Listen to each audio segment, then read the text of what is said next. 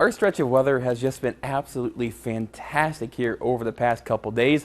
A lot of us are already getting out enjoying the spring-like weather, and a lot of us are itching to get back out to the golf course and even those baseball fields. But with it, anytime you spend outside, you want to make sure you are putting on your sunscreen, as our UV index is slowly but surely ticking upward and upward. At least on our Friday, going to have a bit of a reprieve from any sunburn possibilities, as our UV index is going to be sitting at a 3, thanks in part to those clouds and rain that we're going to see overhead. But this weekend, sunshine will make its return, but a UV index of 7 means it's on the high side, where sunburns can happen in as little as 30 minutes. So what causes UV, or what do we use to calculate our UV index? Well, there's 4 main factors we look at: strength of radiation, ozone, cloud cover, and last but not least, elevation. Now, the strength of radiation we have already pretty much calculated for any time of day, any time of year, as that's the amount of solar radiation we get directly from the sunlight, and we can find that just based on where the sun is in our sky.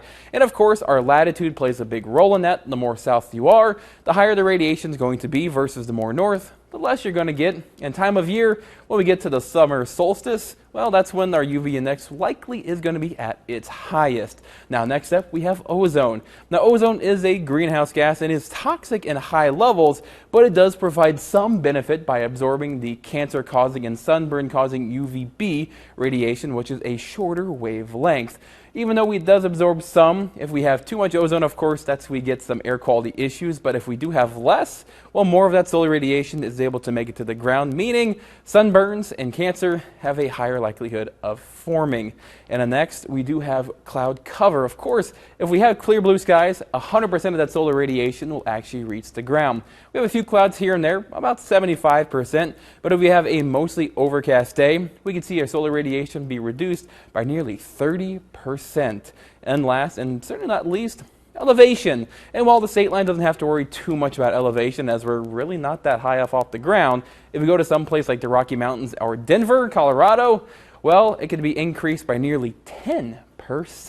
So overall, all these factors play into a wide range of factors that really go into how our UV index forms. So of course, over the next few months, you want to make sure you are applying sunscreen at least once every 2 hours, and make sure you are reapplying as well. Choose a sunscreen that's SPF 30 or higher. You want to make sure it's water resistant and broad spectrum, as that blocks both UVA and UVB radiation. But overall, get outside and enjoy the pleasant weather and put on your sunscreen.